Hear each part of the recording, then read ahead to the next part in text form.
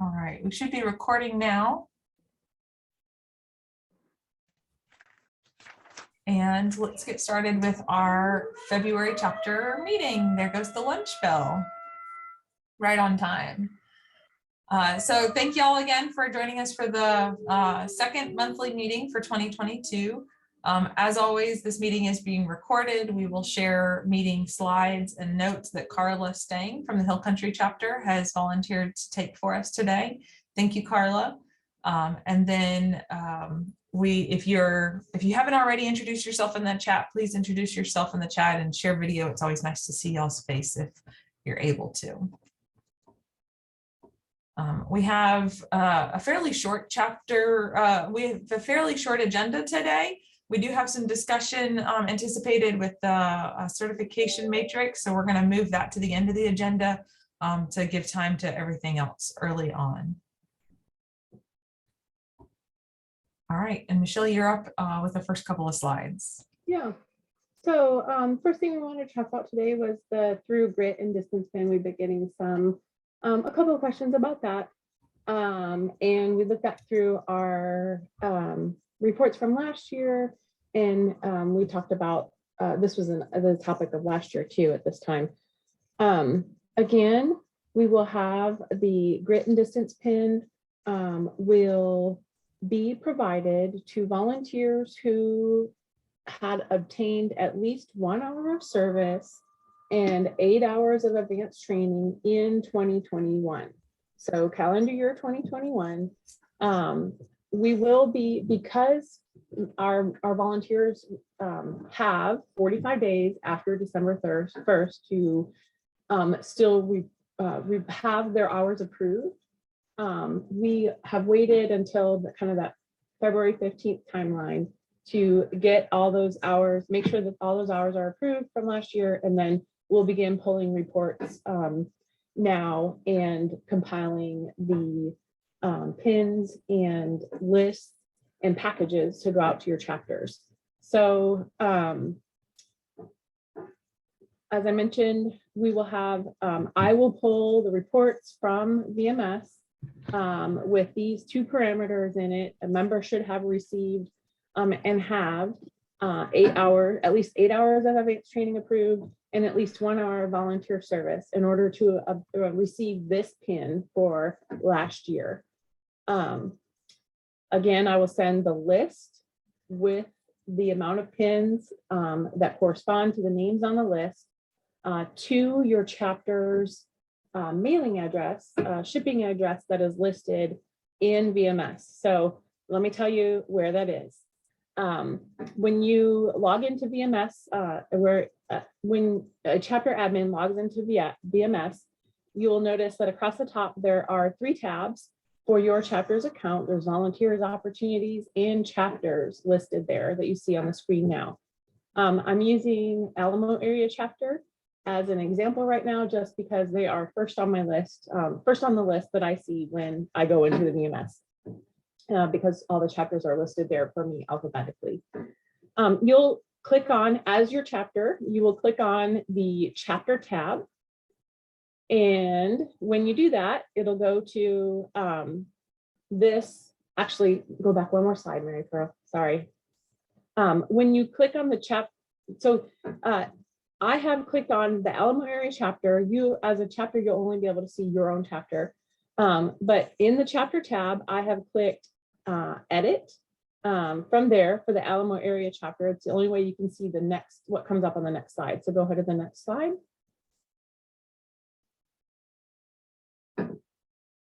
And this is what comes up as your chapter's main contact info.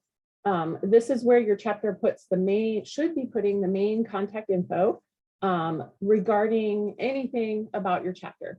And you can see that this is probably a new area. If you're a new president, this is probably a new area that you didn't know existed where it might need to be updated.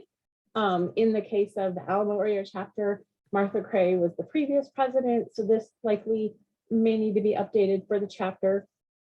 And here is where they have their mailing address.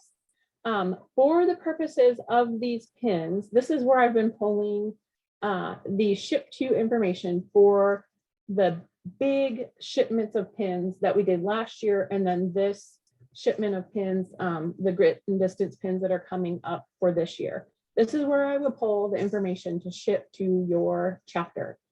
On these pins, I have to ship via FedEx. That's my only option for this.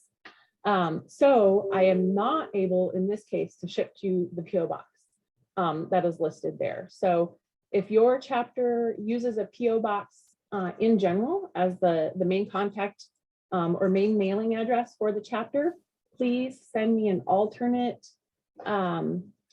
ship to address. It's preferable and it saves us a ton of money if we can ship to a business, that business being an extension office or Parks and Wildlife office, that's 3 times the cost to send to your private residence for us. So, especially with these pits. Michelle, there's a couple of questions. If they are read only, can they edit this information? And then will you just say if this chapters page is accessible by all of the all VMS people or just the VMS admins? So the chapter tab will be it'll be for your admins. So you'll need to work with your VMS if you're admin. an read only, you won't be able to edit this. So you need to work with your, as a read only login, you won't be able to go in and edit this information. so they need to work with their VMS admin to get to this. Yeah. This point. Your chapter admins, yeah. Yeah. And then Carla, I see your message. Yes, absolutely. You can pick them up from my office. Okay. All right, I'm going to keep going unless you've got any other questions or comments. I don't see any in the question Q&A. So moving on, and go ahead and throw your, if you still have questions that come up, go ahead and put them there. Moving on, while we're talking about pins, we have, we know that the send out of the pins in this new year, and always in the new year, is a little bit clunky and hard.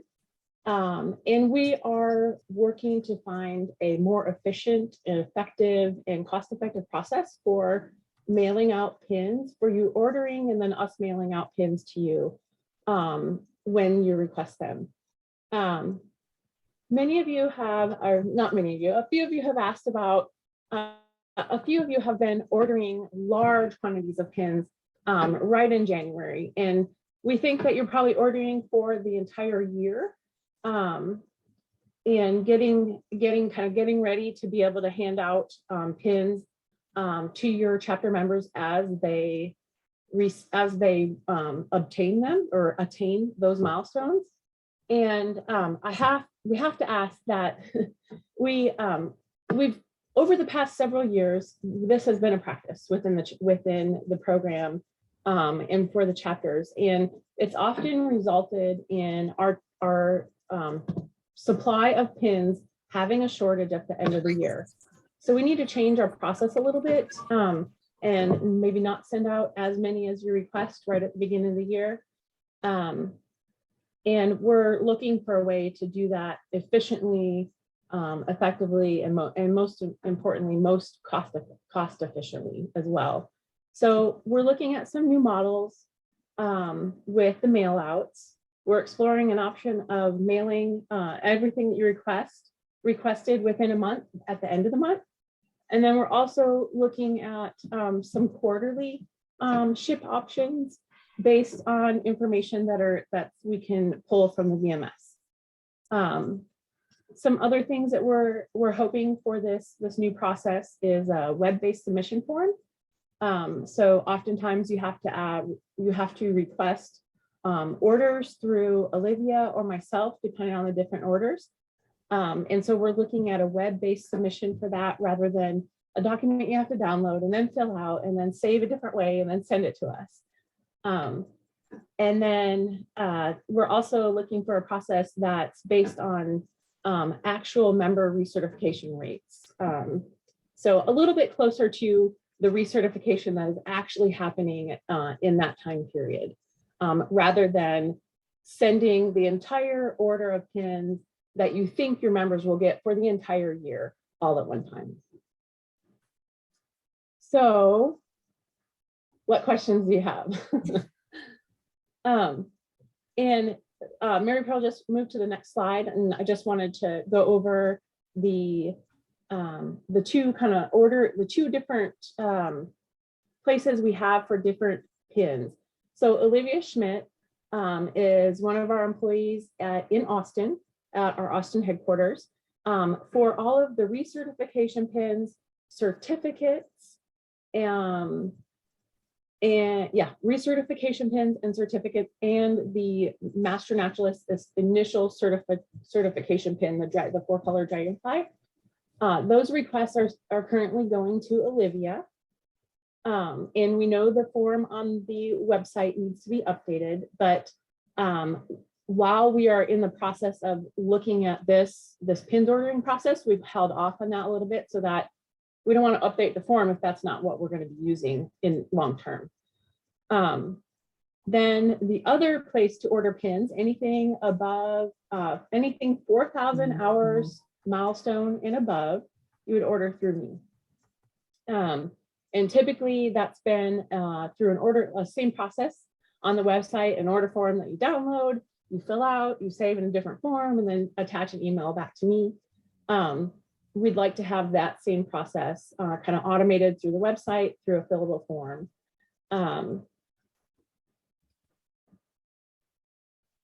So 2 questions in the chat so far, Michelle. One is, what did you say about sending pins to the AgriLife office? And you mentioned that when you were talking about the through grit and distance pins. yeah. It's cheaper for the state office to mail those, since we're using FedEx, to mail those to a business location.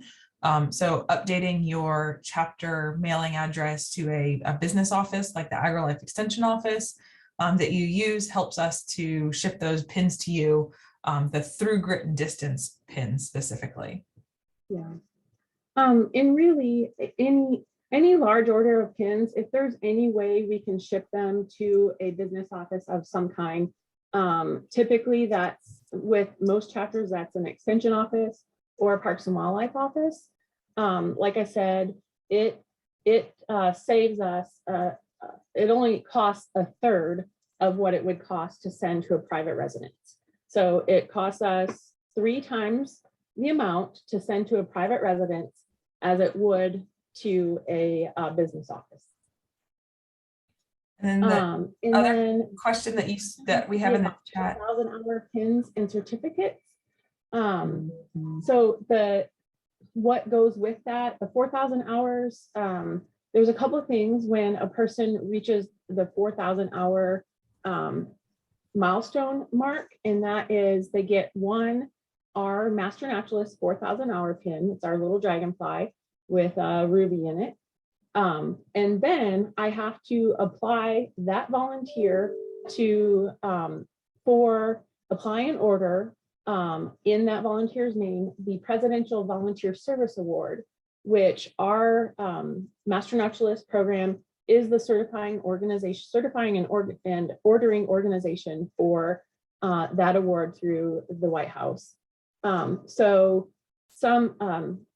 those are ordered once a month if we have orders to go in.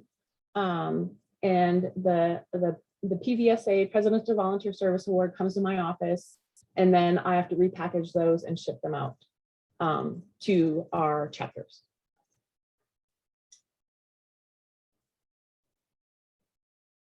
So can I explain how the President's Call to Service process works? I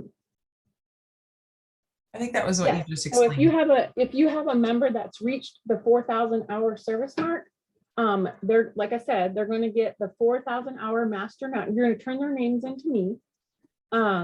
They will receive the Master Naturalist 4,000-hour service milestone pin, and then I apply and purchase that person's Presidential Volunteer Service Award. And that includes a certificate, and lapel pin, and a letter from the White House. So then they may not get them at the same time. They may get the Master Naturalist pin first and then the PVSA one later. Possibly, yeah. If typically if there are other milestone awards that I have to send out to that same chapter, I can send the Master Naturalist 4,000 pin with them, with that other order. Or typically what has to happen is I have to hold the Master Naturalist pin until the whole entire PVSA order comes in and I can get those shipped out. And what's the timeline that it typically takes from when a chapter notifies you that, hey, we have a 4,000 hour member to getting those pins? And I know that has changed in the last 2 years. So from the time I order to the time the pin comes in, it's about 6 weeks. So they have been working faster here lately, but we have seen time periods of up to 6 weeks in the past. Perfect. Okay. One last suggestion from Bob was to have some of this, once we have the final PIN certification, recertification ordering information that we're working to develop to make things more efficient, we can send it out as a email, update the website so that we've got clear information shared. And we're presenting this to you too, because this is a place where we're struggling to find a clear and easy solution to. So if you, from your end, as presidents and the operations of your chapter, if there are suggestions you have or things you think we should try, let us know. This is why we're presenting this to you. Okay, I'm going to move on, Michelle, and then if there's other questions, we can come back around to them. COVID guidelines. So our Master Naturalist COVID guidelines are still on our website. They are the same COVID guidelines from May of 2021. We did have a specific question that came in from a chapter, and Michelle's going to talk about that scenario of what that was and where it's found within our guidelines that are still current as of May 2021. Yeah, so our, as Mary Pearl said, our guidelines from our state program and our agencies hasn't changed. But what we're beginning to see is some of our project partners are at the local level are changing their policies or updating their policies and moving towards different health and safety precautions as they're beginning to open back up or receive the public and receive our volunteers in person, face-to-face again to help with their projects on site. So one example that I've heard of recently is a partner organization was ready to receive volunteers, Master Naturalist volunteers again, and have them help on site with public things face-to-face. But their requirements were that they were going to require all volunteers to be either vaccinated or have a proof of a negative COVID test within the last 3 days or something like that. And they were also going to require masks. As a program, those are things that we cannot monitor and ask about.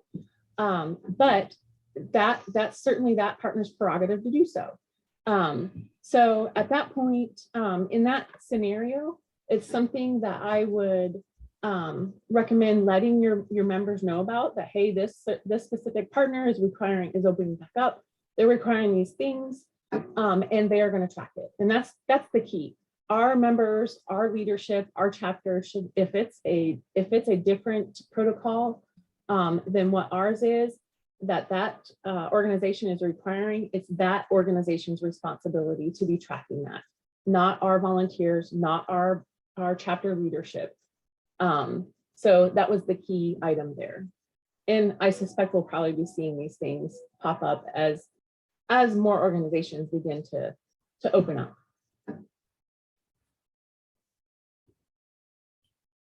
Excellent.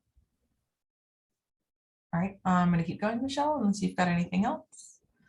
So TNN Tuesdays are rolling, and we had a fantastic Saving Seeds for Conservation program last month, or this month still, but February 8th.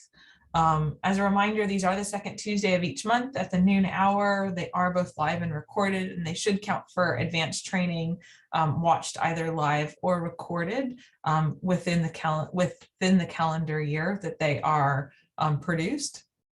I've had a few questions on this, and I apologize about the delay on this. Our March 8th webinar, we were just finalizing details with that speaker actually this morning. Before we jump the gun and make sure that we want to make sure that we've got everything kind of tied together. So that topic is coming out here shortly, if not by the end of the day today, later this week. I'll probably just go ahead and post the registration link for that event. It'll be topic TBD, but as soon as we get that up, we'll send out that email. So thank your newsletter folks, because they're the ones who are on top of it and emailing me asking for updates. I really appreciate them keeping us honest on that. So the speakers there, we're just getting final confirmation, save the date. As always, our TNN Tuesday FAQs, these are just a copy paste of what's on the bottom of our TNN Tuesday page. So if you ever have any questions or your VMS admins have questions about TNN Tuesdays, we do have an FAQ page or link on the bottom of our TNN Tuesday website that answers questions about how are they recorded, do they count for AT, how do I log them, can I go back to 2021? All of that is on our website as well. So just wanted to cover and let you know that that's a resource that's out there. One of the other things that I just wanted to put out as a reminder, we had a request from one of our close partners, the Texas A&M Natural Resource Institute.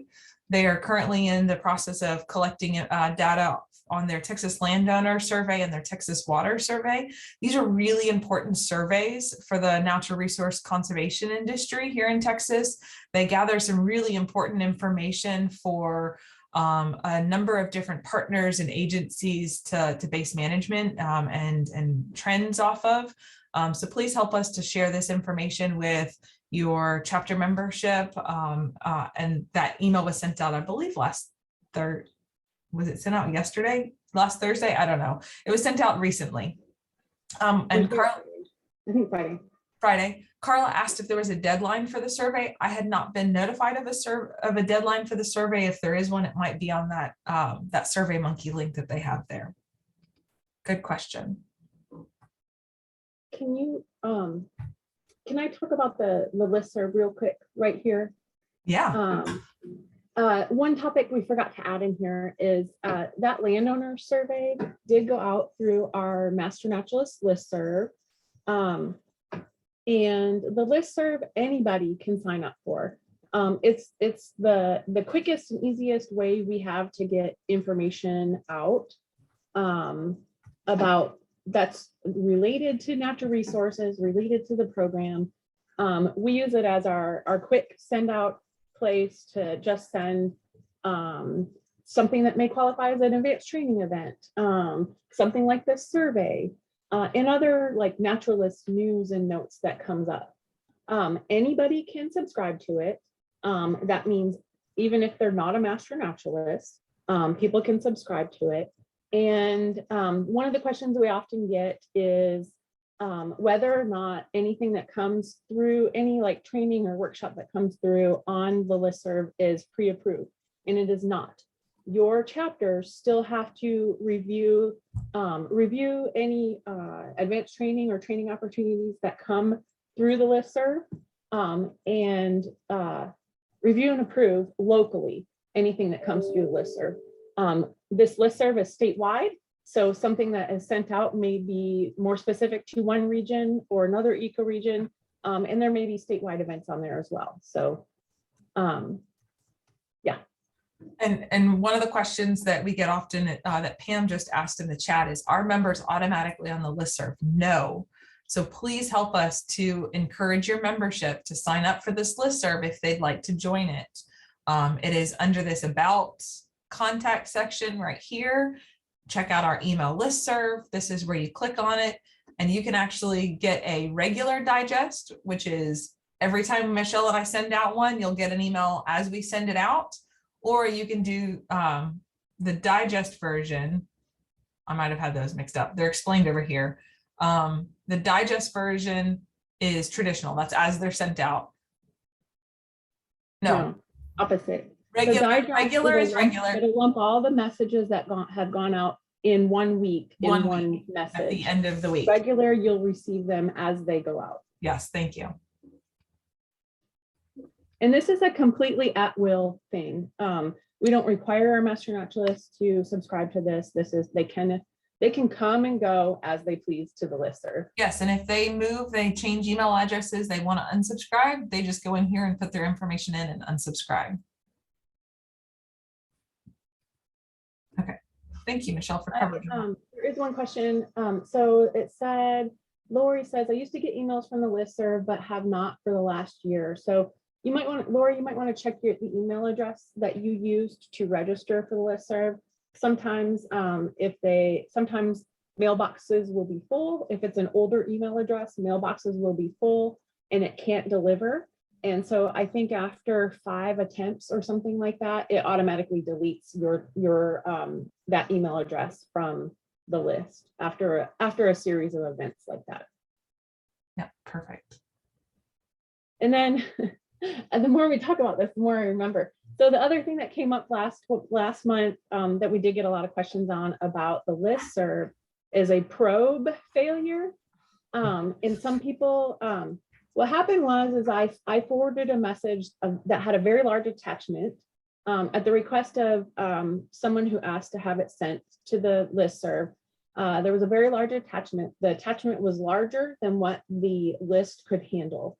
And it generated that probe failure notification to several on the list, numerous people on the list. It was not, that was something we'd never seen before. So it was a new thing. It was not spam, and it was not a hacking attempt. So if you get questions on that or see it, just delete that one.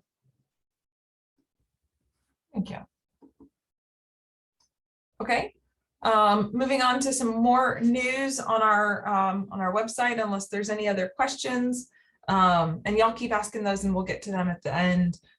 We do have our spring 2020 trainings happening across the state. I haven't counted these, but it's over half of our chapters are hosting spring trainings. So congratulations to you guys that are hosting spring trainings. I know that it has been tough planning for the unexpected.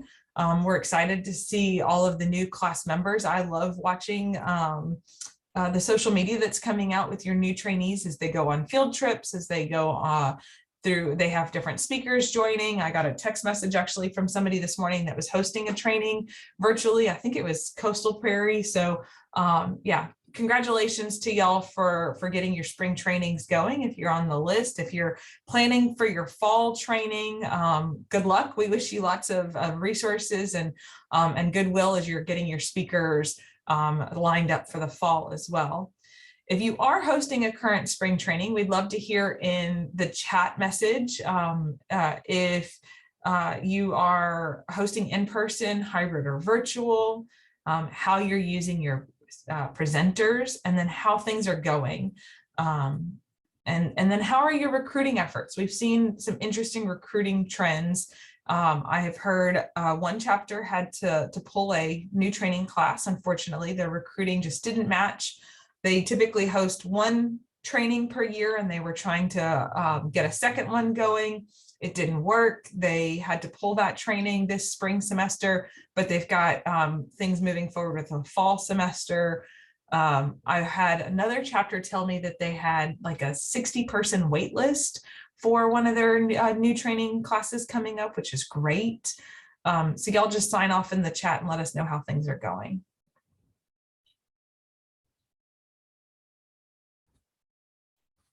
And that way we can give good kudos or good wishes to where things are not going. And please reach out. Michelle and I love hearing success stories or stories of learning through trial and error. So send us notes on how your spring trainings or fall trainings are going, because that helps us to know what resources you need provided as well. All right. Thank you guys. All right, Michelle, I'm going to keep going, and then if you'll kind of keep watch on that chat. Our other date that we want to actually put on your calendar now is we have solidified a date for our Be the Change workshop. We have not sent this out via email yet. We just solidified it Friday last week. So we're going to get this in an email out to everybody here shortly. But so you can get a head start on your calendar. April 6th from 9 a.m. to 1 p.m. is our Be the Change workshop. It will be held virtually. We're looking to make it a platform that allows for response and breakout rooms like this, and smaller breakout work sessions. So it will be a virtual platform, whether it's Zoom or WebEx yet, we're not sure. We have heard that your chapters are eager to hear what other chapters are doing. Your chapters are eager to hear about best practices, guidance about how to get started with DE&I work, recruiting, lists of books and resources, and then a lot. And so we're still digesting the survey data that was sent back to us over the winter survey. And we'll be providing a lot of those resources through this workshop as well. So as you're preparing and as we send out notice about this Be the Change workshop, we'd like to hear from you. What topics would you like to hear? What would be the biggest help from a workshop like this? We've asked that question a few times and gotten some great feedback, but if it's accessible and if we can get it worked in, we'd like to be able to answer some of these requests as well where available. Okay. Oh, and then the other question on here is, have you seen any results from your DE&I efforts? Send us a note, drop a chat about any results or kind of member recruitment numbers, project types, and locations that you've had. That's something that we'd love to share at some of these this upcoming workshop.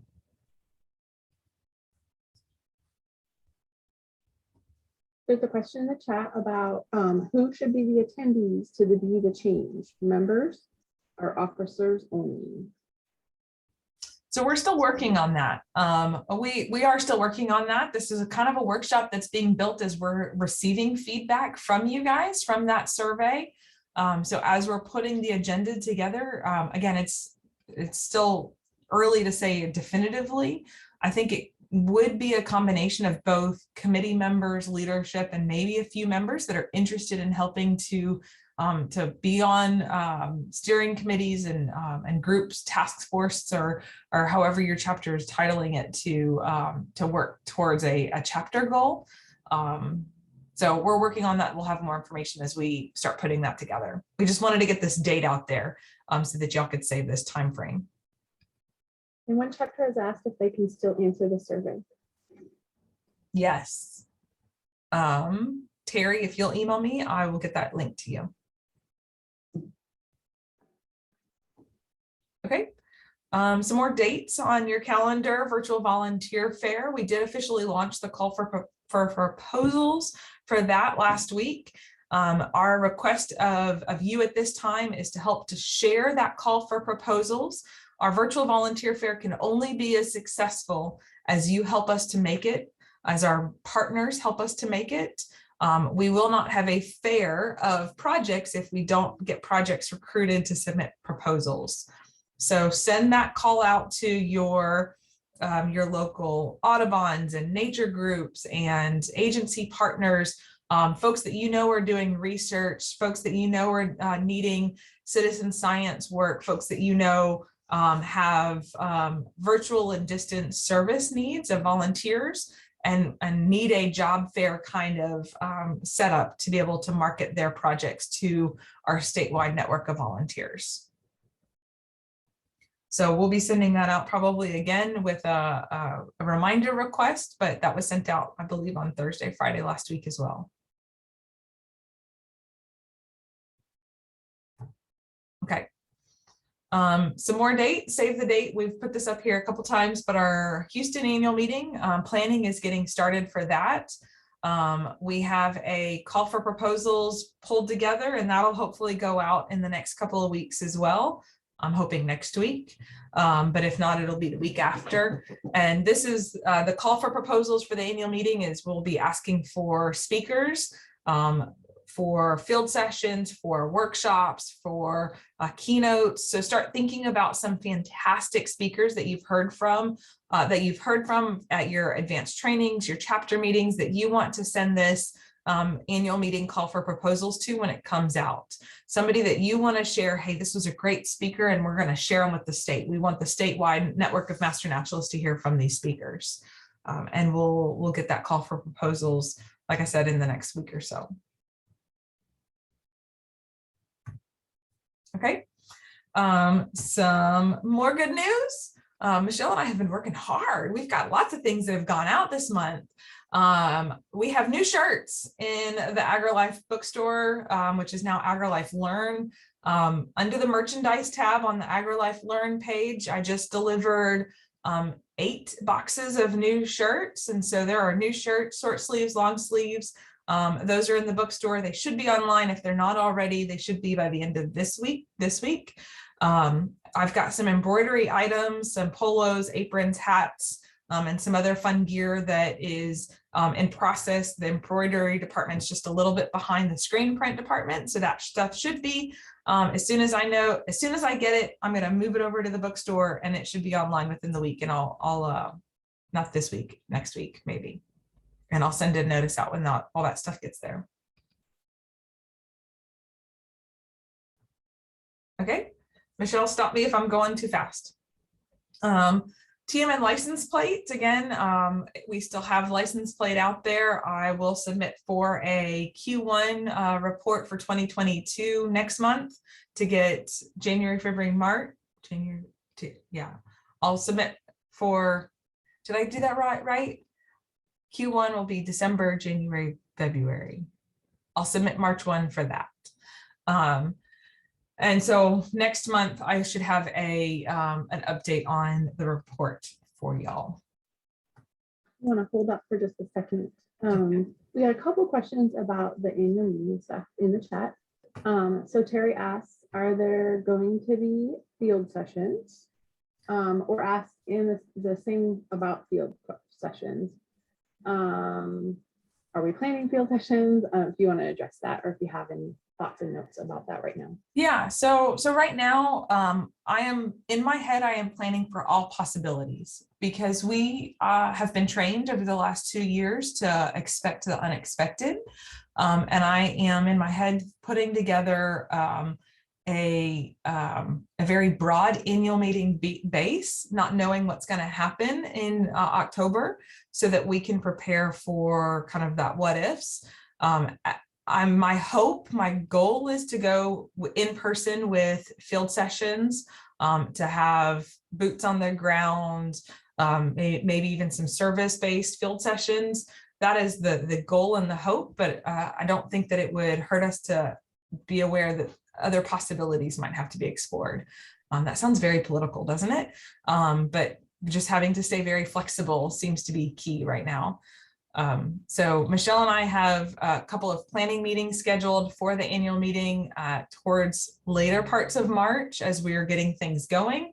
And at that point, we'll start to narrow down the window of possibilities. And then the other question is about planning meetings for local chapters.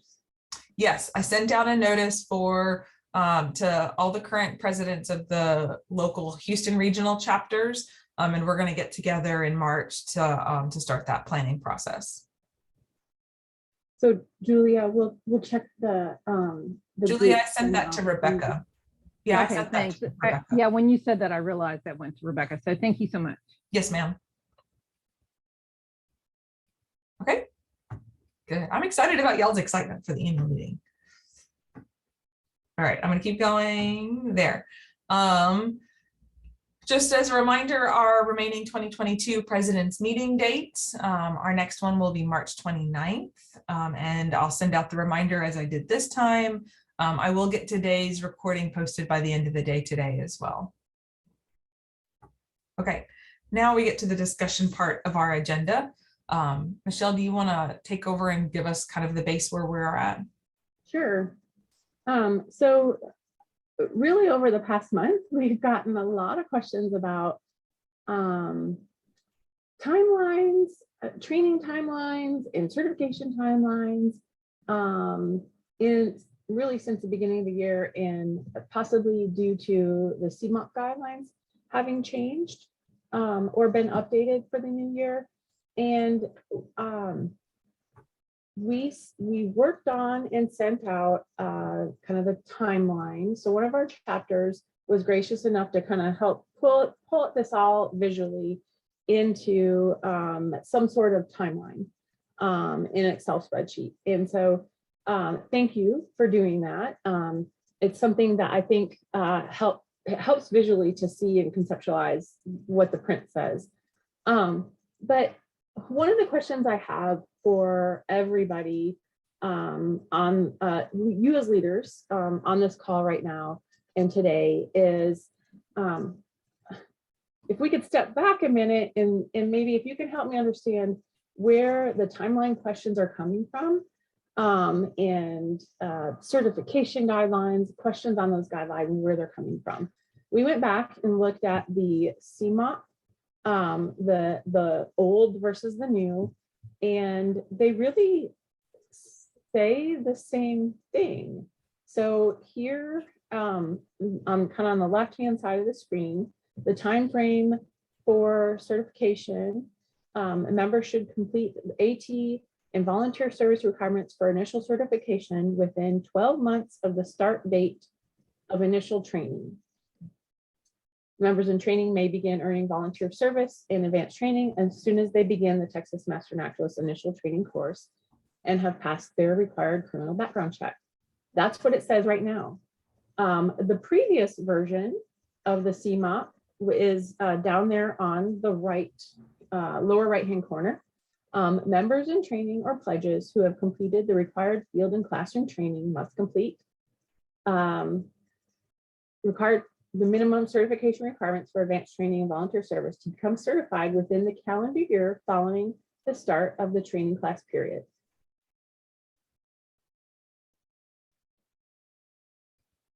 And then I won't go on to read the entire thing to you because you can see it. And then were you grabbing the link to the CMOP? Yep. Okay.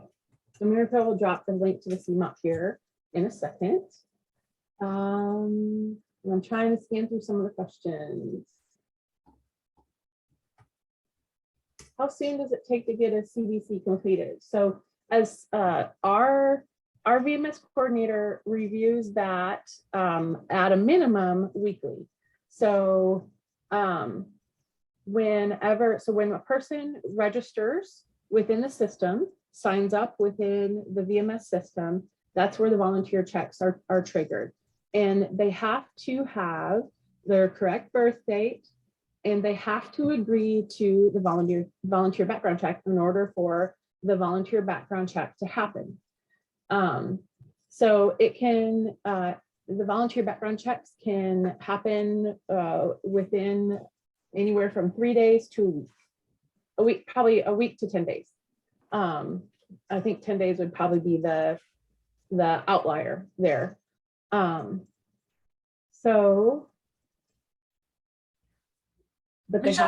they have to sign up into the system and accept those two things.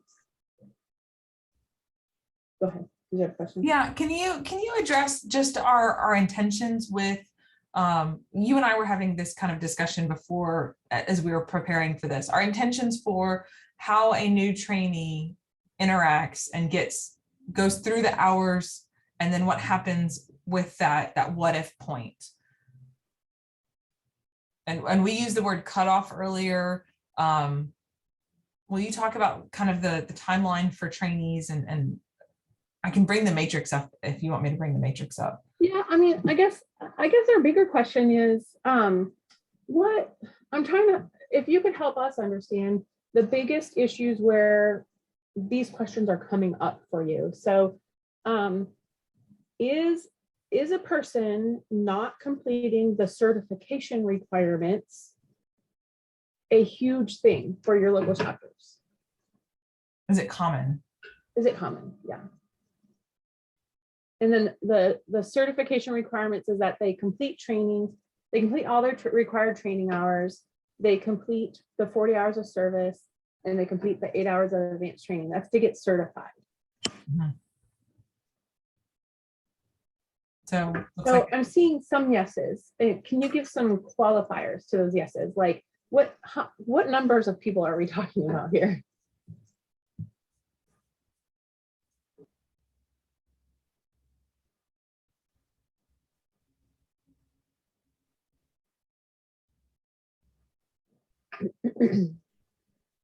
And so some people are saying, one person said it takes them a while to get 40 hours logged. Do you mean 40 hours of their training or 40 hours of their service? Is it the service?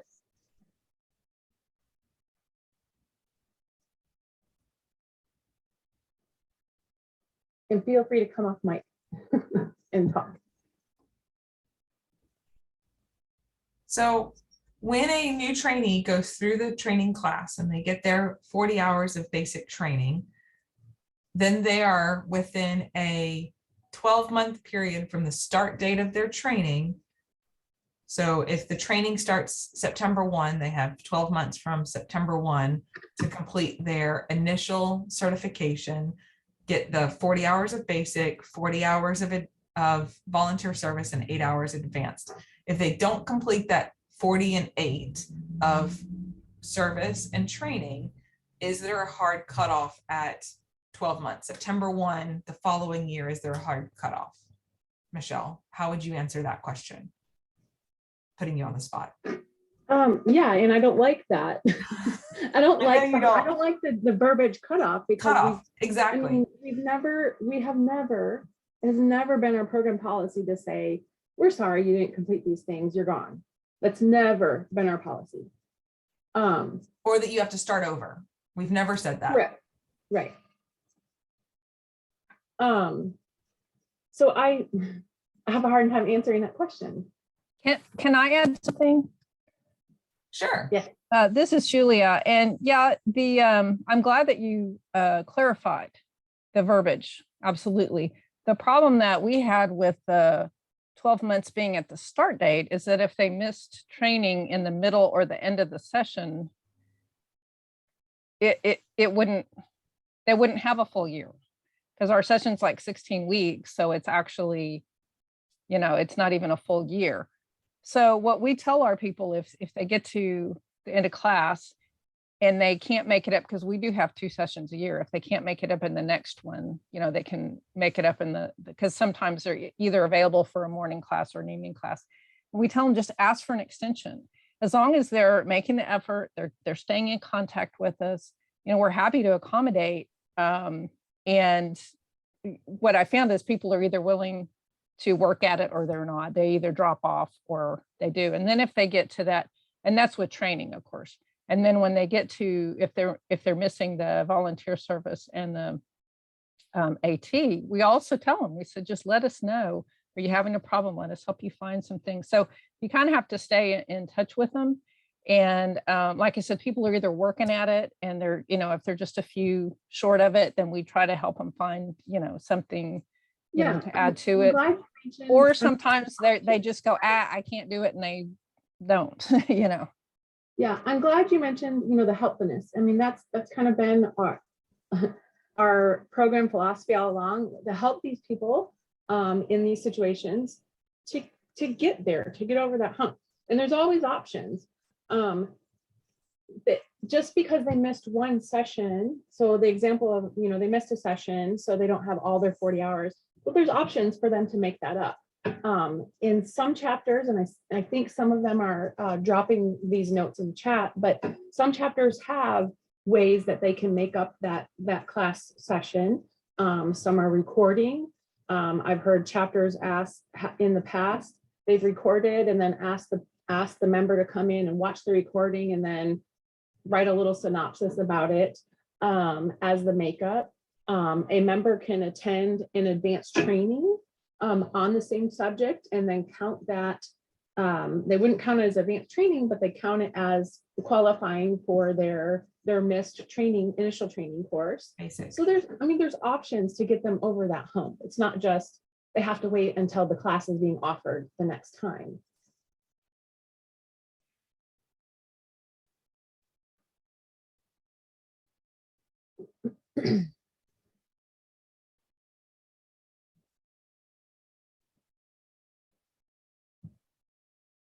So Michelle, I'm going to ask you, I know you don't like this when I put you on the spot. I'm going to ask you another question. What happens if, this is what you and I were talking about earlier, if I have a member who takes the basic training, completes the 40 hours of their basic training, gets started on their volunteer service, gets started on their 8 hours of advance, never completes it, and 2 to 3 years later comes back and says, I'd like to finish my 40 hours and my 8 hours for my initial certification. How do you handle that? And they were absent in the middle. So let me understand. Let me repeat back to you so I make sure I understand the totality of the question. So a person started their training, they got a little bit of their training in, they got a little bit of their service in, and they got a little bit of their advanced training in, but they didn't complete all of that. And here it comes 2 to 3 years later. Either they did a little bit in between or they didn't. In that case, that person's still a member in training. In my mind, that person is still a member in training. And they've paid dues and they have a background check on file. They're current in those things. And in my mind, what I would do is member in training until they complete that. Then they move, or then they, move to either the pledge or the certified category. And how I would approach that just slightly differently is I would encourage them, there is no requirement, I would encourage them to consider auditing the basic training class again, or those that they feel that they need as a refresher, since they have had a kind of a lapse and focus on the training material. Yeah, there is no requirement for that. It depends on how much the training has changed. Yeah. 2 to 3 years is a little bit different than 5 to 7, right? Yeah. Especially the past 2 to 3 years has certainly been different. I might argue that you're not following the guidelines in our CMOP. Because if you're only going to allow them the 12 months to complete their AT and voluntary service requirements, then that's it. Now, we do offer extensions to our people, our members, if they request it and they have good excuses, if they've had health issues or something, yeah, we'll help them make up stuff. But if you're saying, to certify, you have to do within 12 months of the date of the initial training, then either they complete it within that year or they don't. And then you consider why you would give them an extension. If it's 2 or 3 years, then they obviously had no intention of completing it at that time. And we tell our members, if you want to recertify, then you have to go through it again. Because we may have new information too within the last 2 or 3 years. So Donna, as you're saying that, I want to make sure that I can understand you, because your audio was kind of low at the beginning. Okay. You require your you're currently requiring your new trainees to retake a class after 1 full year? No, under Okay. the old guidelines, they could certify within the calendar year following the start of a training class period. So if we started in January and they didn't get all the requirements finished in 22, they would have through the end of 23, which means they could attend the following class the next January and complete the requirements. Yes, And you've changed it now to within 12 months of the start date of the initial training. Yes, and that was the intention of our change, was to provide the intention of the original CMOP change was to have a more dedicated timeline, because having spring trainings versus fall trainings with the old guidelines put some at a longer period of time. With a spring training, you had a longer period of time. You almost essentially had 2 full years for that initial certification kind of goal for that timeline. With a fall training, you might have only had 1.5 years. So in the new CMOP, the reason why it has changed from the words calendar year to 12 months was to be able to put a slightly more definitive kind of stamp or goal on completing those requirements. Right, which means if you only offer one class a year, they do not have the option of attending a second class. Now we're fortunate, we've got our sister chapter here and we share classes with the others. If somebody missed a topic in our chapter training, then they can check with the other chapter to see if that's being offered there. But yeah, restricting it to the 12 months means we don't have another class for them to join. But For makeup work. Yeah, but if it's 2 or 3 years down the line, they need to start fresh. We have whole new teachers, maybe whole new topics. They had no intention of even trying to complete within 12 months if they've totally dropped out for 3 years. Yeah. Oh, Is our feeling that and then we do accommodate. We make special accommodations for some of our people. This last year, we had one of our members who was attending everything, doing everything. He went in for a simple operation and was paralyzed from the waist down. We allowed him extra time to complete all the classroom, and we really made accommodations for him. And even in a wheelchair, he is now volunteering. that's great. And so we made special accommodation for him. And, I'm just saying that 12 months really limits us in our options because, it was easy to say, oh, just come to the next class because you've got until the end of that next class to qualify. And Yes, now we're having to look for other options to get them qualified. Yes, ma'am. And as Michelle said earlier, our goal was never to create a definitive cutoff. I believe we used that word on the matrix, but that was never the intention. As Michelle said earlier, it's a request is to work on a case-by-case basis. I love the wording that I believe it was Carla put earlier. Let me see if I can find it. Case-by-case basis, help them succeed versus the hardline approach. Yeah, Michelle, exactly. Michelle, would you agree with that? Repeat that. I was reading comments. That's okay. To try to work on a case-by-case basis, help your trainees succeed rather than the hardline approach. Definitely. And yeah, we appreciate that too. Thank you.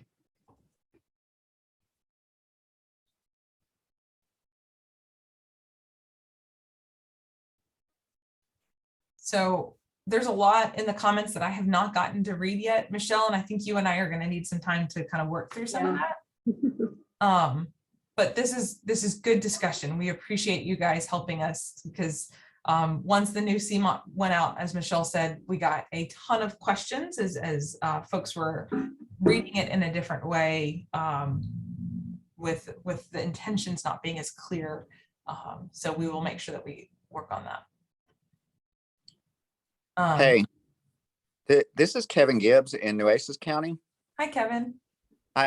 We just went through a similar process trying to figure this out for master gardeners, and we came up with a basic policy of make up your hours, make up your dues.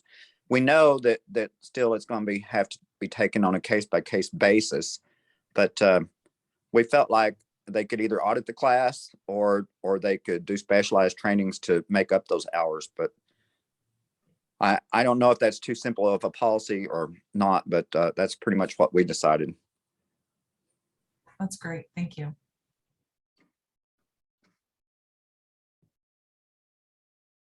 Okay. I don't have anything else, Michelle. I'm going to have to read through some of these that are coming. I haven't gotten to look at chat at all. Do you have anything you want to pull out of there? This is our last slide and we are at that kind of last end of the meeting time. No? Okay. So Michelle and I are going to digest some of this stuff and hopefully we'll have some more information to y'all as we're going through it. So we're going to call that it for today's president's meeting. I do see one question. Any update on getting the president's Slack channel going? And yes, I was working on that the other day and then got distracted by another project. So I will come back to that and get that channel opened up. So thank you guys for your patience there. Okay. Michelle, do you have anything else? I'm going to stop the recording. And then Carla, thank you for